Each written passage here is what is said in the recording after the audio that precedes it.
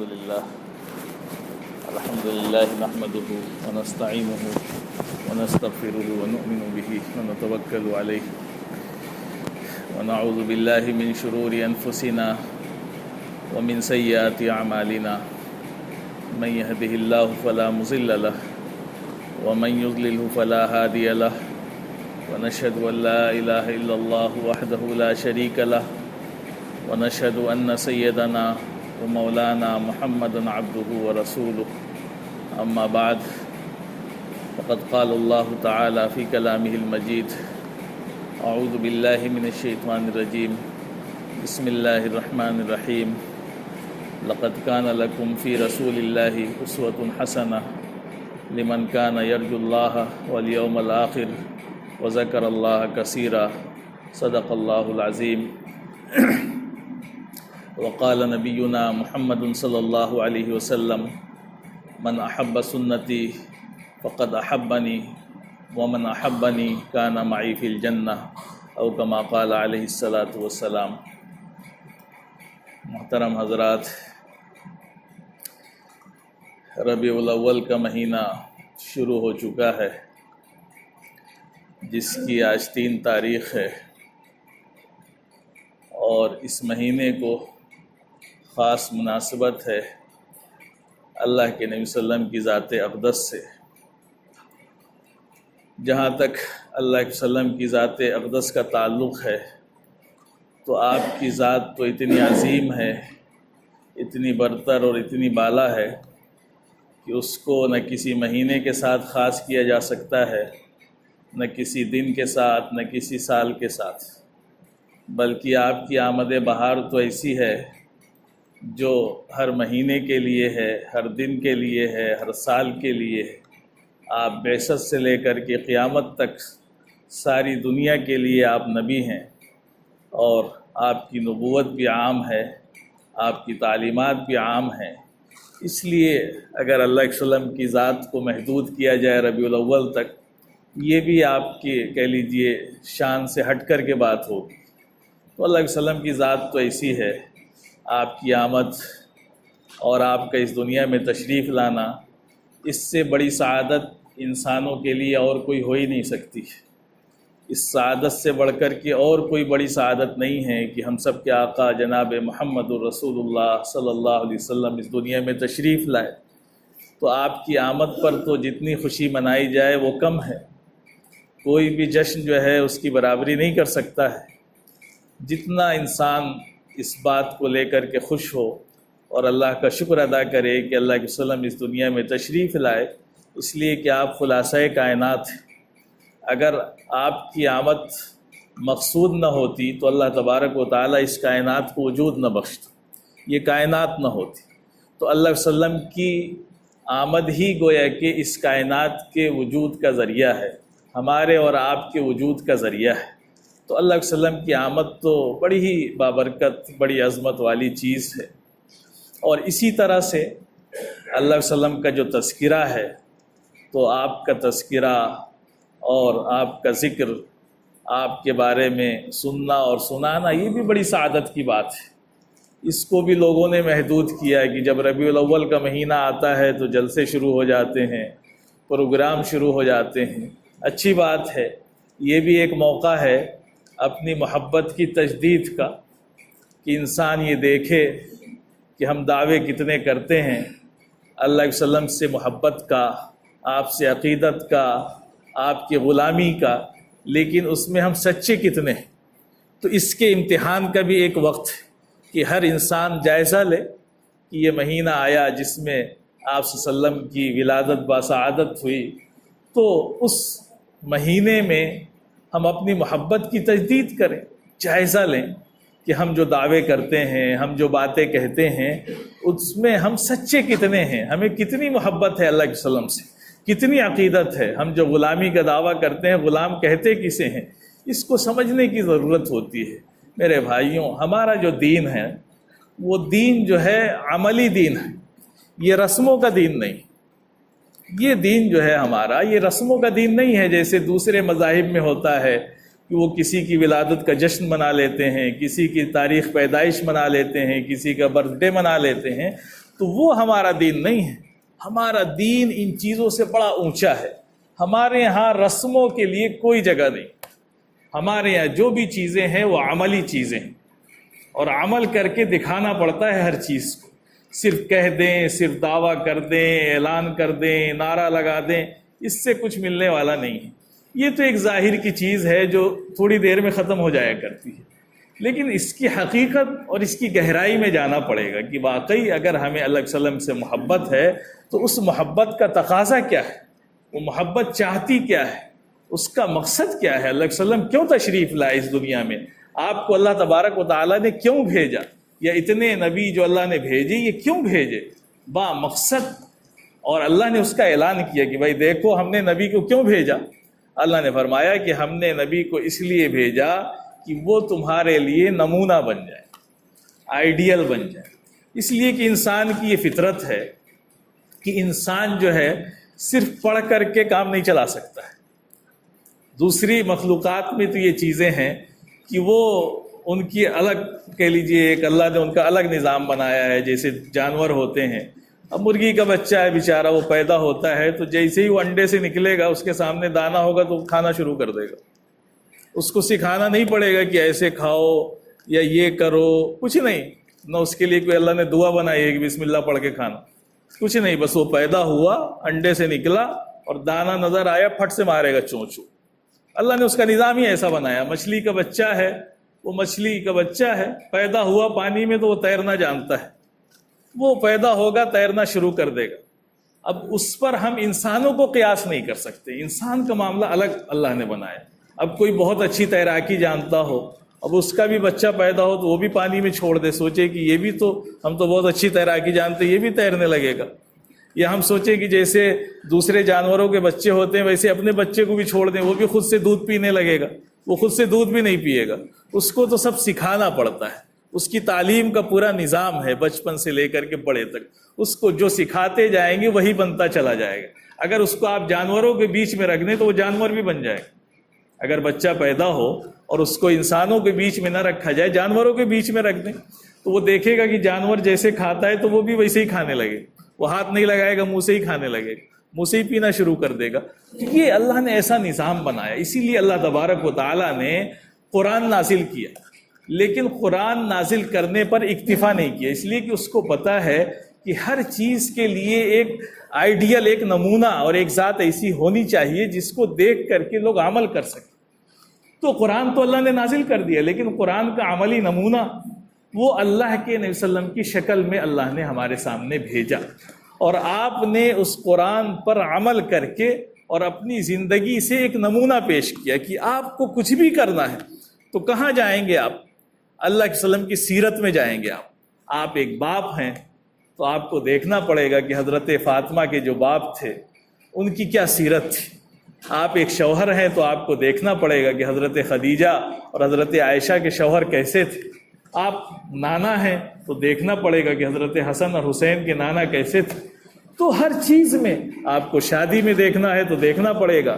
آپ کو دیکھنا ہے کہ حاکم کیسا ہوتا ہے تو مدینے کے حاکم کو دیکھنا پڑے گا. آپ کو دیکھنا ہے کہ مزدور کیسا ہوتا ہے تو اس مزدور کو دیکھنا پڑے گا جو مکے میں بکریاں چرایا کرتا تھا. سارے نمونے آپ کے سامنے موجود ہیں. کوئی نمونہ ایسا نہیں جو اللہ کے وسلم کی سیرت میں آپ کو ملے نا. تو یہ اللہ تبارک و تعالیٰ نے ایسا نظام بنایا ہے کہ ہمیں ہر چیز کو تلاش کرنا ہے اپنے نبی کی سیرت. تو ہمارے ہاں اب یہ مہینہ شروع ہو گیا، چاروں طرف جھنڈیاں لگ گئیں، جلسے شروع ہو گئے، میلاد شروع ہو گئے، پروگرام ہو رہے ہیں، اللہ کے وسلم کے تذکرے ہو رہے ہیں. بڑی مبارک اور سعادت مندی کی بات ہے. بہت اچھی بات ہے کہ اللہ کے وسلم کا تذکرہ ہو. اور آپ کا تذکرہ تو نہ اس مہینے کے لیے خاص ہے، پورے سال جتنا تذکرہ کیا جائے کم ہے. دو ذات ایسی ہیں جن کے تذکرے کا، جن کی تعریف کا، جن کی توصیف کا حق ہی ادا نہیں ہو سکتا. ایک تو اللہ کی ذات ہے جس کی تعریف اور جس کی تعریف کا حق ہم کبھی ادا ہی نہیں کر سکتے، اور دوسری ذات اللہ کے وسلم کی ہے کہ ہم آپ کی تعریف کا بھی حق کبھی ادا نہیں کر سکتے. اس لیے آپ دیکھیں کہ اتنے بڑے بڑے مصنف پیدا ہوئے، 1400 سال گزر گئے، بڑی کتابیں لکھی گئی آپ کی سیرت پہ، بڑے بڑے شاعروں نے آپ کی شان میں نظمیں لکھیں، اشعار کہے، لیکن سب جا کر کے جو ہے آخر میں یہ کہنے پہ مجبور ہیں کہ ہم آپ کی سیرت کا، آپ کی تعریف کا، آپ کی توصیف کا، آپ کی بڑائی کا حق ادا نہیں کر سکے اور نہیں کر سکتے۔ اللہ علیہ وسلم کی ذات ایسی ہے۔ تو میرے بھائیوں، اب یہی بنیادی چیز ہے، یہی مقصد کی طرف ہمیں آنا ہے کہ ہم اللہ علیہ وسلم کی اس مہینے میں سیرت کا تذکرہ کرتے ہیں، آپ کا نام لیتے ہیں، لیکن اس کے لیے بھی ہمیں نمونہ چاہیے تو اللہ علیہ وسلم کا، اور اللہ کے وسلم کے بعد اگر کوئی نمونہ ہے تو وہ صحابہ کی ذات ہے۔ اللہ علیہ وسلم نے خود صحابہ کے بارے میں فرمایا کہ صحابی کا نجوم، میرے جو صحابہ ہیں وہ ستاروں کے مانند ہیں، ان اقتدیتم اہتدیتم، فرمایا کہ ان میں سے جس کا بھی دامن پکڑ لو گے ہدایت پا جاؤ گے، جس کے بھی راستے پہ چل پڑو گے، سارے کے سارے صحابی جو ہیں وہ ہدایت یافتہ ہیں، بالکل عادل ہیں اور ستاروں کے مانند ہیں، ان کے پیچھے چلنے والا کبھی گمراہ نہیں ہو سکتا ہے، راستہ بھٹک نہیں سکتا ہے۔ تو ہمارے سامنے یہ نمونے ہیں۔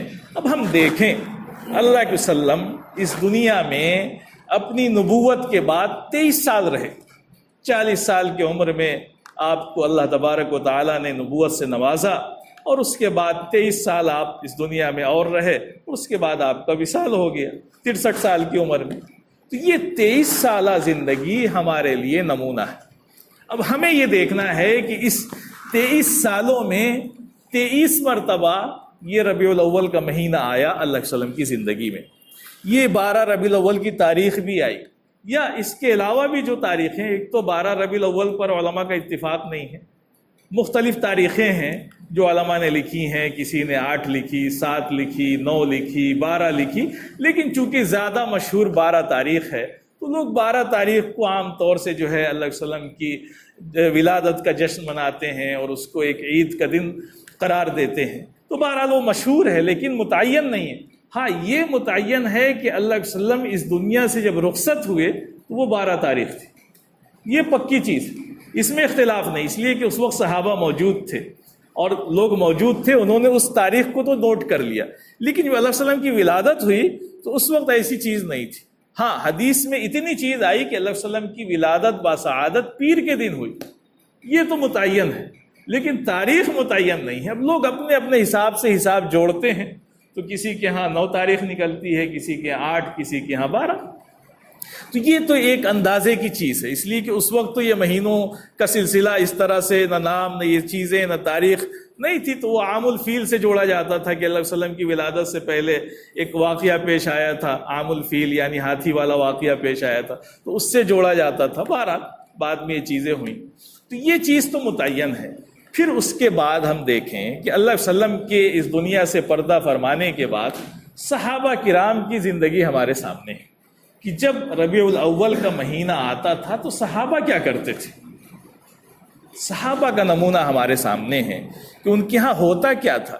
یہ چیزیں غور کرنے کی ہیں۔ یہاں جو مجمع آتا ہے ماشاءاللہ پڑھا لکھا مجمع، سنجیدہ مجمع ہے، اور سنجیدہ لوگوں کے سامنے سنجیدہ باتیں ہونی چاہیے۔ جو گاؤں کے مسئلے ہوتے ہیں وہ گاؤں میں ہوتے ہیں، وہاں بیچارے کم پڑھے لکھے لوگ ہوتے ہیں تو ان کے سامنے دوسرے انداز کی باتیں ہوتی ہیں، لیکن ہمارے سامنے ایسی باتیں آنی چاہیے جو علمی ہوں، صحیح ہوں، جو اللہ کے وسلم کی تعلیمات سے صحیح معنوں میں مناسبت رکھتی ہوں، وہ باتیں ہونی چاہیے۔ اور ہمیں ہر چیز میں اپنے دماغ پر زور بھی ڈالنا چاہیے۔ دنیا میں بڑی محنت کرتے ہیں، ہر آدمی کو اصلی مال چاہیے، کوئی نہیں چاہتا ہے کہ ڈالڈا گھی مل جائے اصلی بتا کر کے، نہیں، بڑی محنت کرتا ہے، بڑی کوشش کرتا ہے کہ ہمیں اصلی ملے۔ اصلی کھائیں گے تو صحیح فائدہ کرے گا، ڈپلیکیٹ تو فائدہ ہی نہیں کرے گا۔ اور دین کے معاملے میں تو امت اتنی اندھی ہو گئی، گونگی بہری ہو گئی کہ کچھ نہیں ہے اس کے سامنے۔ بس ہم کہہ دیں کہ یہ تو کہے گا یہی، وہ کہہ دیں یہ تو کہہ دے گا وہی، نہیں بھائی، دین بھی تو تحقیق کی چیز ہے نا۔ ہمارے نبی کی سیرت، ہمارے نبی کی تعلیمات تو بالکل واضح ہیں۔ ساری حدیث کی کتابوں میں حدیثیں جمع کر کے رکھ دی گئی، قرآن ہمارے سامنے ہے، اس کی تفسیریں ہمارے سامنے ہیں، صحابہ کی سیرت ہمارے سامنے۔ کس چیز کی کمی ہے ہمارے سامنے کہ ہم آنکھ بند کر کے جو کہے اسی پر چلنا شروع کر دیں؟ نہیں، ایسا نہیں ہونا چاہیے۔ ہمارے اندر تحقیق کا جذبہ ہو کہ جو یہ سامنے والا بتا رہا ہے، یہ کہہ رہا ہے کہ یہ حدیث ہے، تو واقعی یہ حدیث ہے بھی کہ نہیں، اس کی تحقیق ہونی چاہیے. کہیں ایسا تو نہیں ہے کہ حدیث کے نام پہ ہمیں دھوکہ دے رہا ہے. ایسا بھی ہوتا ہے کہ بہت سی حدیثیں گڑھ لی گئیں، جھوٹی حدیثیں، جس کا کہیں کسی کتاب میں نہ کوئی حوالہ نہ تذکرہ. پوچھیے کہ بھائی یہ حدیث کس کتاب سے آپ نے لی، تو کوئی حوالہ نہیں ملے گا. جھوٹی باتیں. ایک تو واٹس ایپ آج کل چل گیا، یہ سوشل میڈیا، اس پہ تو بڑے خرافات ہوتے ہیں کہ کسی غیر مسلم نے بھی اٹھا کر کے لکھ دیا کہ حضرت علی کا قول ہے، تو پوری دنیا میں پھیل گیا کہ حضرت علی کا قول ہے.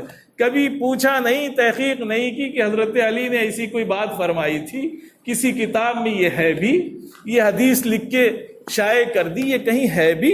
یہ تو تحقیق کی چیز ہے. اگر آپ کے پاس کوئی آئی، کسی عالم سے تعلق ہے، آپ فون اٹھائیے، پوچھئے کہ بھائی یہ حدیث ہمارے سامنے آئی ہے، واقعی یہ حدیث ہے. اگر اس عالم کو معلوم ہوگی وہ بتا دے گا، نہیں معلوم ہوگی تو وہ کہے گا کہ ہم تحقیق کر کے بتا دیں گے.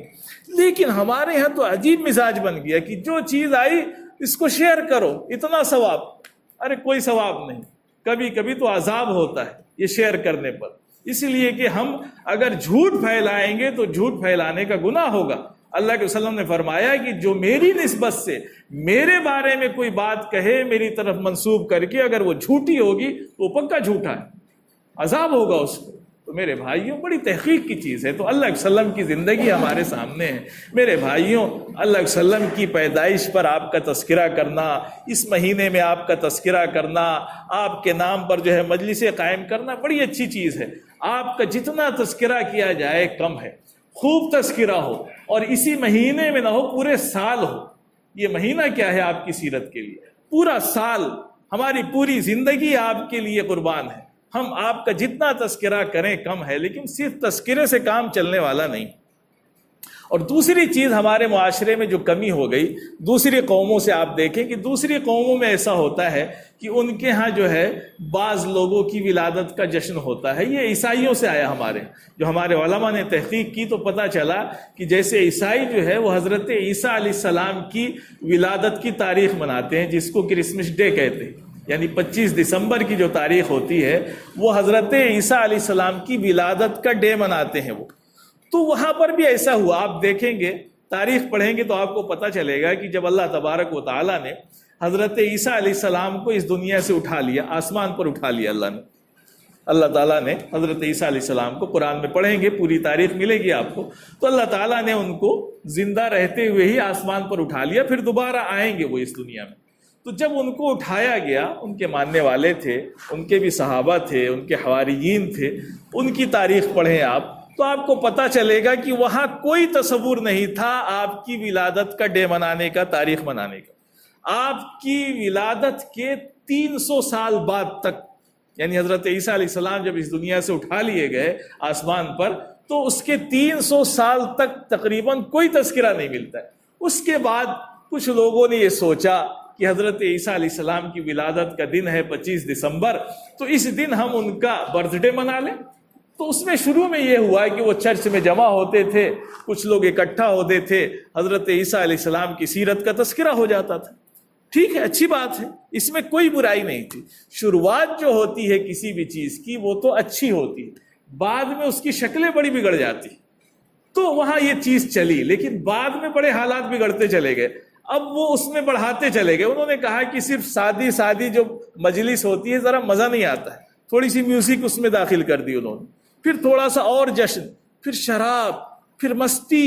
اور آج آپ پڑھیں گے دیکھیں گے تو آپ کو ابھی آئے گا مہینہ دسمبر کا، پتہ چلے گا کہ 25 دسمبر کا جو دن ہے جس کو عیسائی جو ہے مناتے ہیں اپنے نبی اور کرسمس ڈے کے نام پہ، اتنی برائیاں ہوتی ہیں، اتنی دنیا میں شراب پی جاتی ہے اور زناکاریاں ہوتی ہیں کہ اندازہ نہیں. یہ حضرت عیسیٰ علیہ السلام کی ولادت کا ڈے نہیں، یہ بگڑ گئی شکل. ایسے ہی ہر قوم میں ہوتا ہے کہ ہمارے یہاں بھی یہ سلسلہ شروع ہوا.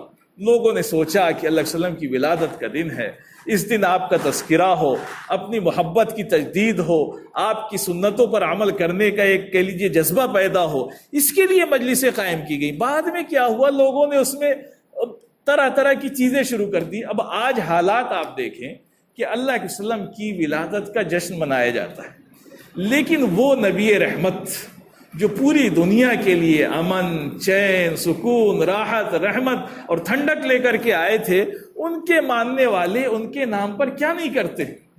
سڑکیں بند کر دیتے ہیں۔ جس دین میں یہ کہا گیا کہ آپ نماز بھی ایسی جگہ نہیں پڑھ سکتے ہیں جہاں آنے جانے والوں کو تکلیف ہو، اس نبی نے ہی یہ بات فرمائی کہ آپ جو ہے سڑک بند کر کے نماز بھی نہیں پڑھ سکتے۔ ہمارے یہاں بھی بڑی جہالت ہوتی ہے، جنازہ لے کے چل رہے ہیں تو جیسے لگ رہا ہے کہ بس اب کسی کا جنازہ ہے تو ساری چیزیں معاف ہیں، سڑک بند کر دیجئے، آپ گاڑیوں کی آمد و رفت بند کر دیجئے۔ یہ کس دین سے لائے آپ؟ ہمارے دین میں ایسی چیزیں نہیں ہیں۔ ہمارے نبی کی تو جو تعلیمات ہے اس میں کسی کو تکلیف پہنچائی نہیں جا سکتی، اس کو بنیادی چیز آپ سمجھ لیں۔ کسی کو ذرہ برابر بھی تکلیف پہنچا کر کے ہم اپنے دین پر عمل کریں، یہ دین نہیں ہو سکتا ہے۔ تو ہمارے ہاں تو یہ ہے کہ ہم اگر ٹرین میں جا رہے ہیں اور نماز پڑھیں تو کسی کا راستہ نہ بند ہو، کوئی بیچارہ استنجا کرنے جا رہا ہو تو کہیں ایسا نہ ہو کہ آپ کی وجہ سے اس کو بیچارے کو تکلیف ہو جائے، اتنی اہمیت ہے۔ اور ہمارے دین کے ماننے والے اللہ کے وسلم کا نام لے کر کے ان کے جشن کے نام پر ایسے ایسے کام کریں جس سے لوگوں کو تکلیف ہو، آنے جانے والے گالیاں دے کہ کہاں سے یہ چیزیں آ جاتی ہیں۔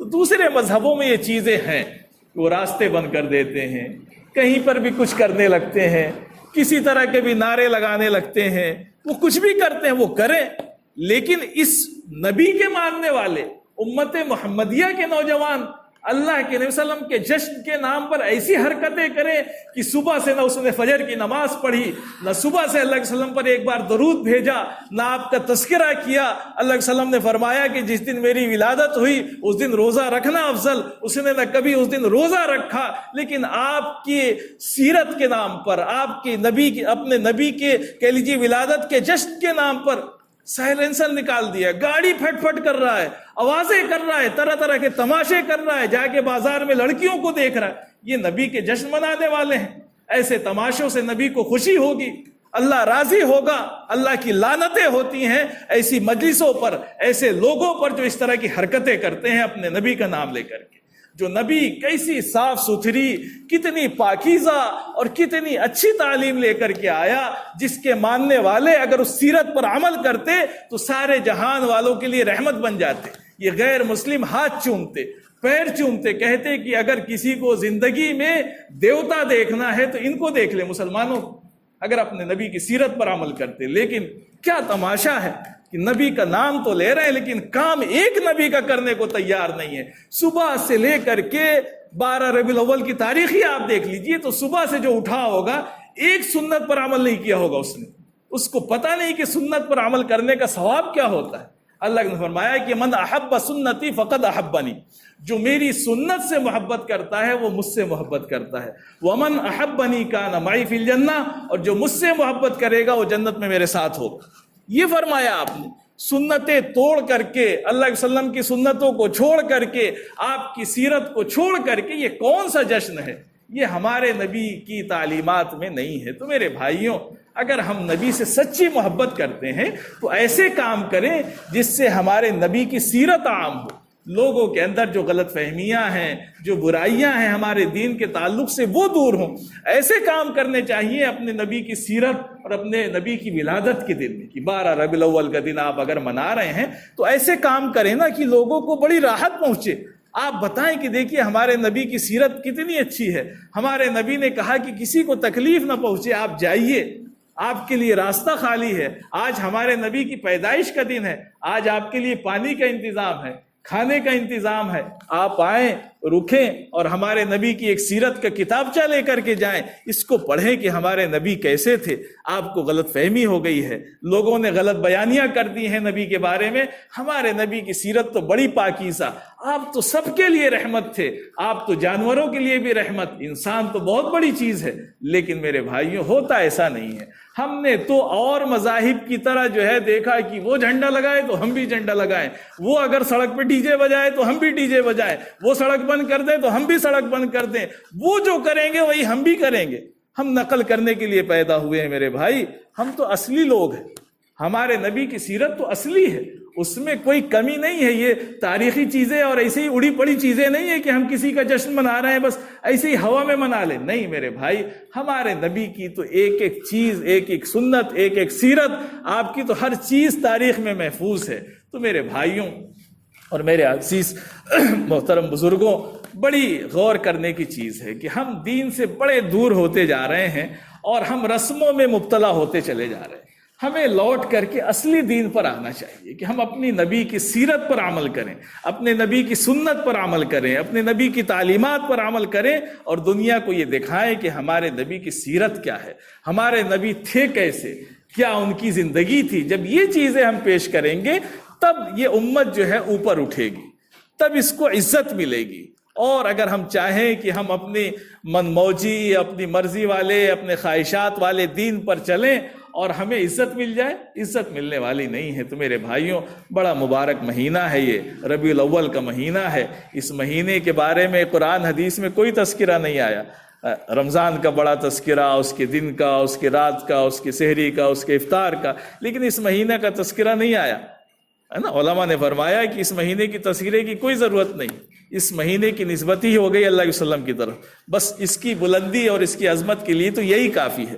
تو یہ بہار کا مہینہ، ربیع کے معنی بہار کے آتے ہیں، ربیع الاول کا مہینہ ہے، بہار کا مہینہ ہے، اور اس مہینے میں تو ایمان والوں کو خاص طور سے اپنے نبی کی سیرت کو سینے سے لگانا چاہیے، اس کو پڑھنا چاہیے، اس پر عمل کرنے کی کوشش کرنی چاہیے، اور اس کو عام کرنے کی کوشش کرنی چاہیے تاکہ پوری دنیا میں بہار آ جائے۔ اللہ تبارک و تعالی ہم سب کو کہنے سننے سے زیادہ عمل کی توفیق عطا